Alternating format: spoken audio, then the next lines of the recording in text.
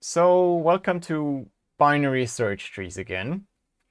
Binary search trees, as I said, get you the best of both worlds. They're maintaining the list in a way so that you can insert at any position, but you can also jump into the middle to do this binary search. And that's a really ingenious idea and gives you essentially a dynamic sorted array. That's what they make possible.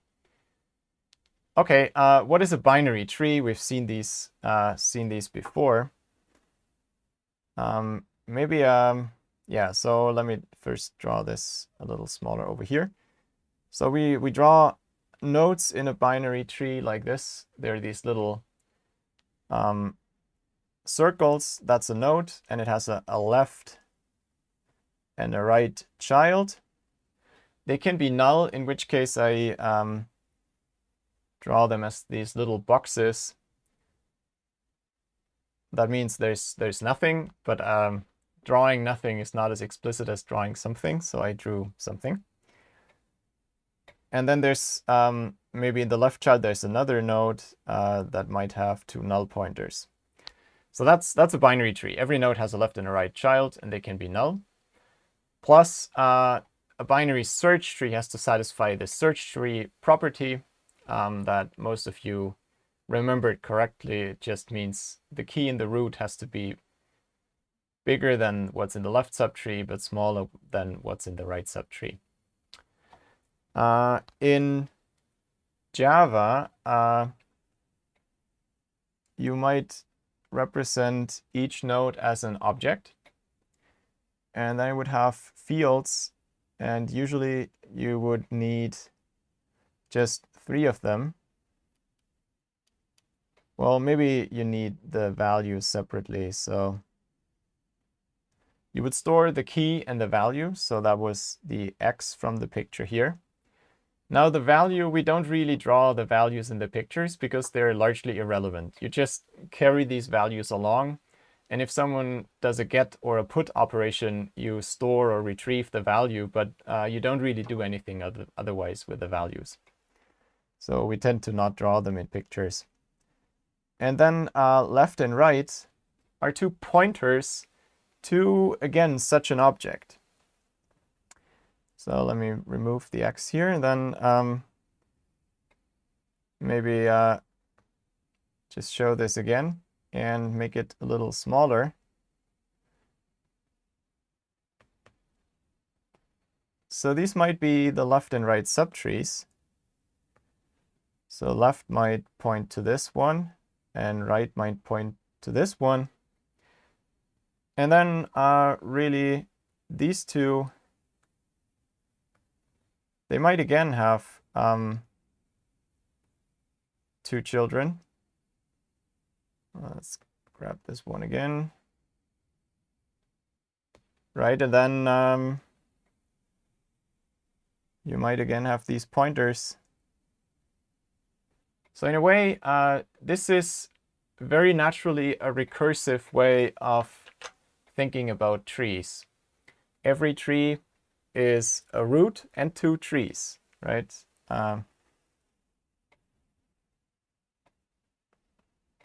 So if you want, I sometimes, well, okay, not sure if you find this useful.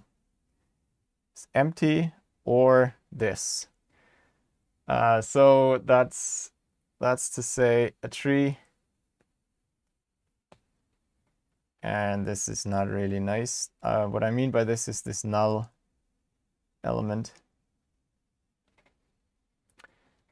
A binary tree is either empty, null, or it's a node with 2 binary trees attached. And that's a naturally recursive way to define binary trees, and hence binary search trees and all the other ones. Okay, good. I think this is probably clear. Let's look at an example. Here's a binary search tree, and it's drawn in the way that I think everyone on this planet should draw binary search trees, but it's not always done like this. So I want to stress this a little bit. I drew it so that you can you can project the keys of the nodes down and you get a sorted list. You can always draw a binary search tree like this because, well, you just start with the root, make a line, and then just make sure that the entire left subtree is left of that line and the entire right subtree is right of that line. Now, you might think, why would you sometimes not draw things like this? It naturally happens if a tree becomes big or so. So if you draw a tree like this, then the left subtree is not entirely left of this line. And that's why it sometimes is not possible to draw, just project the keys down. But in terms of thinking and working with the trees, I think this is really what you should do. Okay, let's do a quick example. And do the same. So this is essentially the same example that we've seen for binary search before. Except that, of course, it's not perfectly balanced, the binary tree, so the comparisons would be different. How do we find 69? We start at the root. We compare the 77 to 69, and 69 is smaller. So we go to the left. 12 is much smaller, so 69 has to be in the right subtree. It's also bigger than 57, so we go to the right, and oh, we actually found it. So you return it, and yeah, you're happy. Let's do one more example. Let's try to find, I don't know, 83. You would start at the root again. It's bigger than 77, so you go right, but it's smaller than 85, so you go left. But it's bigger than 80, and it's also bigger than 82, so you would go here. But we reach a null pointer, so we know it's not in the tree, whereas 69 was in the tree. That's how you can find elements in a binary search tree, and that's how you implement get. You use find to find the position, and it's either the node that stores the value, so you return it, or you find a null pointer, and then you can say, no, it's not in the tree. What else can we do with binary search trees? Well, it's only interesting if it's dynamic. So let's see how we can insert a new element into a binary search tree. The first step is, again, a search. So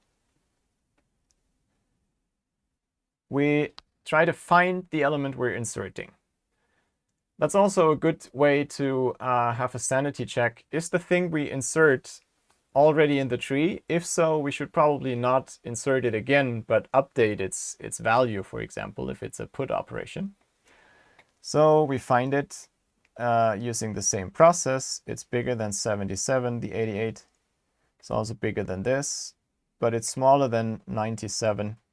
So we end up in this leaf.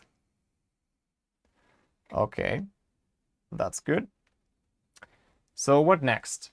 Now we have to make room in, if this was an array, we would have to make room in the array. Luckily, it's not an array, which means instead what we can do is just move, let me flip back a bit.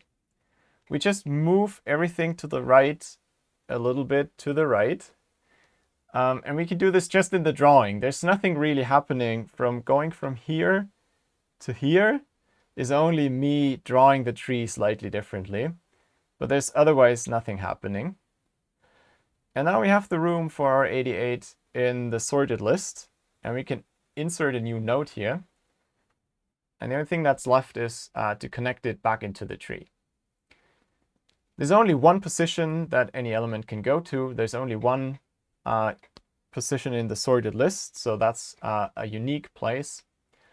You will also notice that every insertion position, so every position between two of the keys that are already in the tree, corresponds to exactly one of these null pointers of these white leaves. So let me maybe just show this for a few of them. So you always, for every of these insertion positions, there's exactly one leaf that you find. Okay. And then you replace that null pointer by a new node. That's how you insert in a binary search tree. That's really all there is to it. Now, as a little side note, what I'm presenting here are unbalanced binary search trees for now. We will at the end briefly comment about the balanced version, but I think it's, for those of you who have never seen binary search trees before, this will be challenging enough because it's a lot of material in one session. I will comment on how to balance these at the end. So if you haven't heard these terms before, just forget it. We'll come back to it. If you do have heard these before, these are unbalanced binary search trees. So we only insert the element by replacing the null pointer, and that's it. All right, insert is fairly simple. Delete is a tiny little bit trickier because there's different cases that we have to distinguish. But they're also not too hard. So let's first look at an easy case. So basically, delete again is similar to insert in that we first search the element that we're looking for. And we do this with the same root to node traversal, always comparing with the key in the node. I will not show this again in detail, but you get the idea. So let's first look at an easy case. We try to delete the key 11. Start at the root, go to the left because it's smaller, go to the left because it's smaller. So here you found the node storing that key. Now notice that this is a leaf. A leaf is a node that has no children, only these null pointers. If we have to remove a leaf, well, we just remove this leaf and we set this to a null pointer. And that's it. Pretty simple. Slightly more challenging is when we have a unary node. That's a node that has a single child. That happens if we delete the 69. So again, we do our search, smaller than this, bigger than this, bigger than this. There we found it. Now here, see, it's a unary node. It has a left child, but no right child. So what we can do there is we want to get rid of this one. So we just rewire its parent edge to its single child edge. So at the end, of course, we can pull this straight, then the 63 just becomes the new right child of the 57. And we just short circuit this edge by removing 69. That was also still easy. We have to work a little harder for the other case. That occurs if we delete 85. Okay, start at the root, it's bigger than that. Oh, there we already found it. Good. So we want to get rid of this node, but if I just delete this here, I have a problem because there's two children now, and I only have one parent edge that I could use to wire these two. So I cannot delete these binary nodes easily. What I can do is delete something else instead. But okay, I can't really delete something else instead. The user asked me to delete 85. I can't do something else. But I can do something down here. I want to remove the 85, but that seems to be inconvenient. Oh dear, there's a typo here. That's an 82. It's probably wrong on all the slides because I copy and pasted it. So I'll have to fix that on the other slides as well. That reminds me, I should check the Q&A. Yeah, thanks for noticing. There's another question about this thing, maybe worth showing. Can we remove randomly choose which is which? So that's going back to the 69. let me move me on this on the other side. If you delete the 69, you don't have any choice. You only have really one option because the parent edge is the edge from the parent that goes to the right. So the only thing you can do is take the single child of 69 and make it the right child of 57. You could have a symmetric case where 69 has only a right child and not a left child, but that's actually the very same thing. That also means you make that single child this right child of the former parent of 69. Hope that clarifies the question. If not, we can come back to that. Yeah, thanks for flagging that mistake. I think you've seen it earlier. Back to deleting the 85. What we do in this case is we can't delete this one conveniently in the tree, but we can find its predecessor in the sorted list. And well, we'll discuss this later in the context of a different operation. But really what you do is you go one to the left and then all the way right as long as you can. So you go 1 times left and then right star, which is my shorthand of saying go to the right child as long as that is not null. And that means you end up with the key that precedes the one we want to delete in rank order, in the sorted order. And now what we'll do is we'll delete this node instead, but we move the 82 up into this node. Okay, that's what we'll do. Now I should actually do this.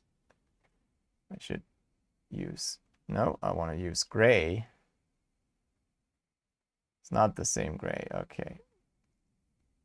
But in principle, I should be able to write in red. You should be able to read this. Okay, it's not great, but okay, you get the thing.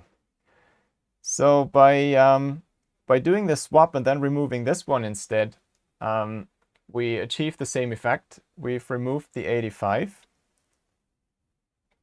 from the sorted list, but we reduced the node that we delete to one that definitely doesn't have a right child, because we followed right edges as long as there was no right child anymore.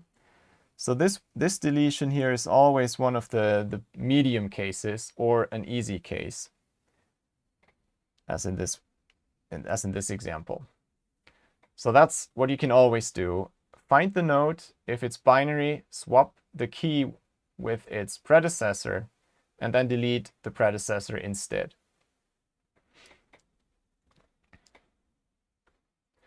There's the question if you could also go to the right and then left. So instead of taking the predecessor, take the successor.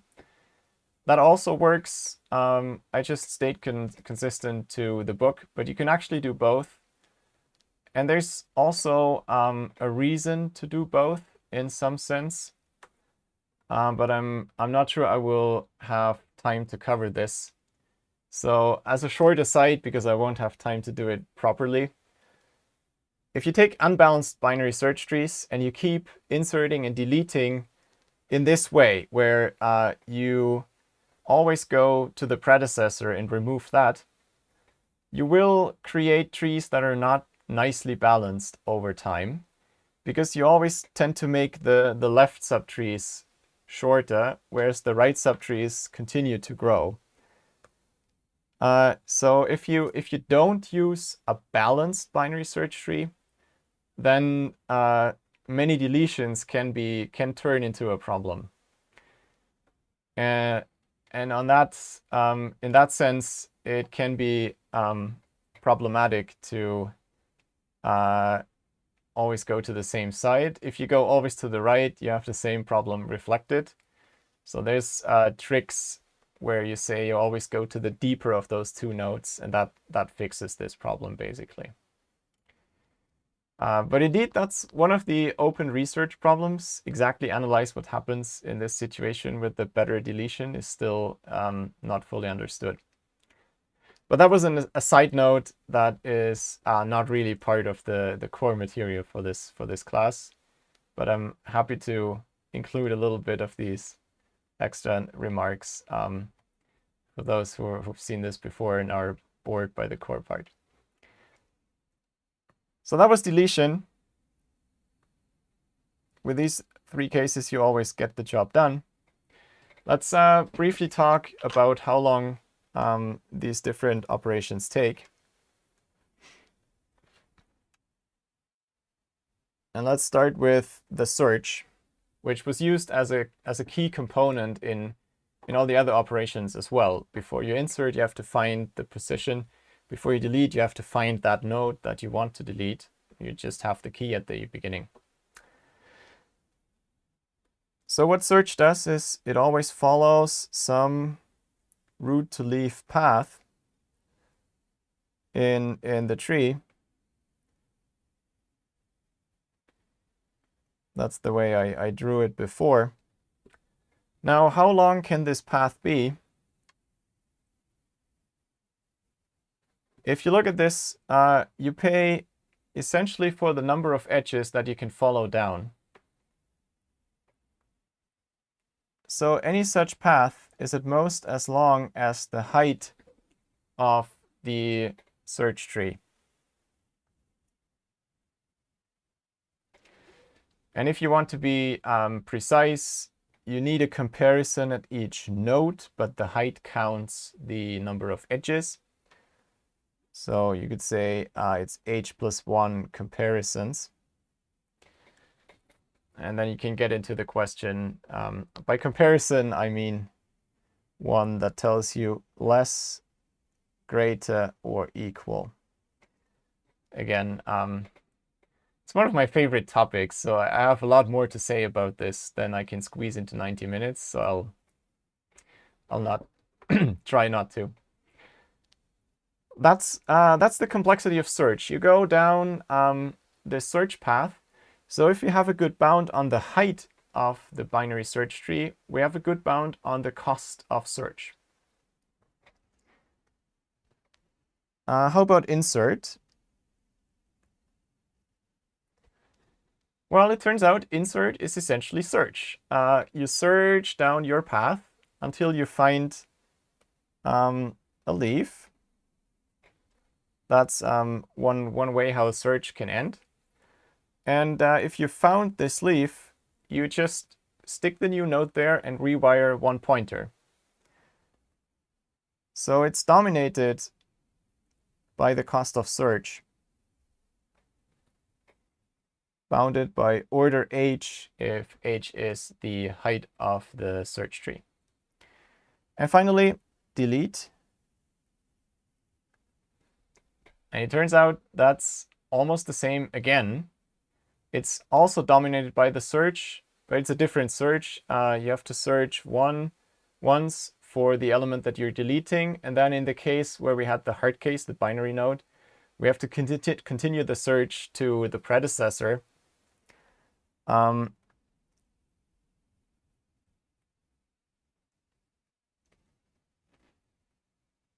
that's it.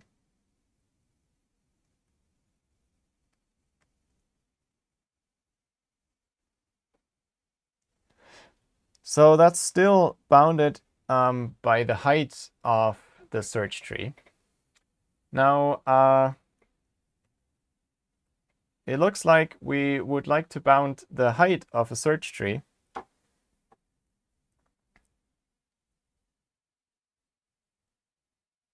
Okay, this is let's put it on the next slide.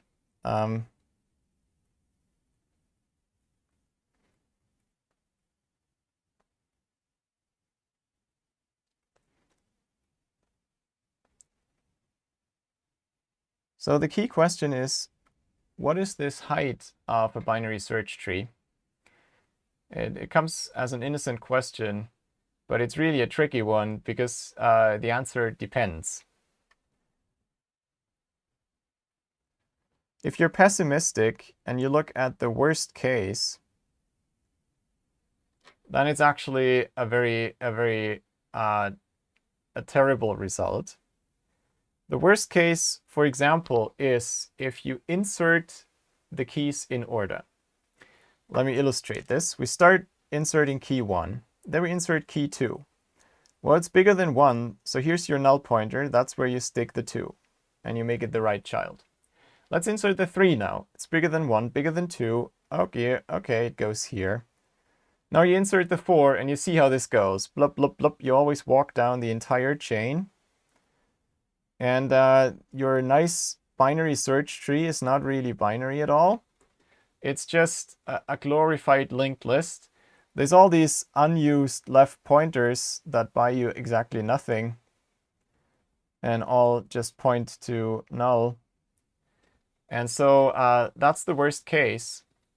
So if we have n elements, the height is n. Well, I should say n minus 1, if n is the number of keys and we count the number of edges. So in any way, this is definitely theta of n. Practice the asymptotic bounds. So if we go back to this here, it would mean that the height is linear. So insert, delete, and search, they all take linear time. That's just as bad as the poor binary, the poor sorted linked list. Sounds really bad. The good news is that this looks only that bad in very rare cases. So the average case here, I mean that insertions come in random order.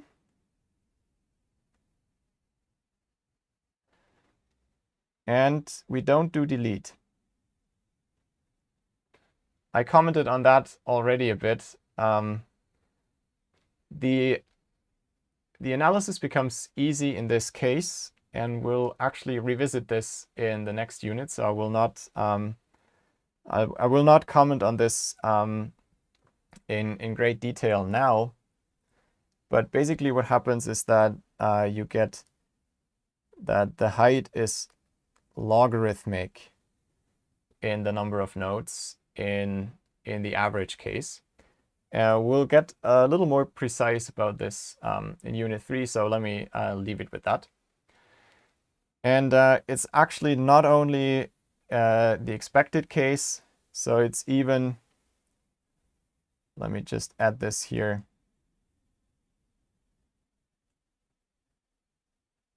Even with high probability. Now, this phrase has a technical meaning. It's a precisely defined mathematical statement. I don't want to give that definition, or I don't want to really talk about that. We'll come back to it. It just says that you have to be super unlucky to get this bad worst case. Almost all the time you can rely on the average case. As long as something random is going on in your insertions, you will be fine. Okay. I thought I had a slide on that table. Maybe it's after this one. I think this is a good point to recap. So the basic binary search trees can support search, insert, and deletion in logarithmic time in expectation. If your insertions are not chosen by some adversarial villain, then your performance will be very good, logarithmic in the number of keys.